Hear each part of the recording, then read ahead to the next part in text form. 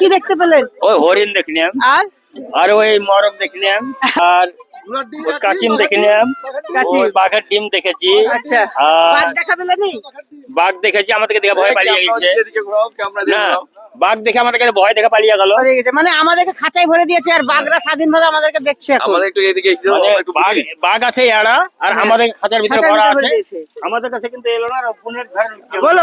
বলছি আমরা এখানে যেগুলো দেখতে পেলাম সবই ভালো জিনিস, কিন্তু এগুলো গ্রামে দেখতে পাওয়া যায়, যেমন একটা বক, মুরগি, আর কি দেখলাম বাঘের আচ্ছা, বাঘের হরিণের মাংস দিয়ে বাড়িতে ভাত খাওয়া হয়?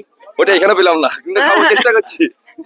বললাম এই সুন্দরবনে যে অসীমল তাই ঝিলিককে থুয়ে পালিয়ে আছে, হ্যাঁ। ঝিলিক ওধারে কাঁদছে। এই সুন্দরবনে যে এত আলু কচুরি ডিম দিয়ে মানে ঘুগনি দিয়ে যে লুচি পাওয়া যায়, এটা বোঝা ছিল আগে থেকে, তো এখানে আরো ভালোভাবে বুঝলাম। আচ্ছা, আর সেটাই খেলাম। তাতে কেউ বলছে লবণ বেশি, কেউ বলছে ঝাল বেশি, তো যাক সব গুছিয়ে একসঙ্গে খুব ভালো ভালো লাগলো। হ্যাঁ ভালো। কই চলেন, শর্টকাটে মারবেন, যত তাড়াতাড়ি পারবেন।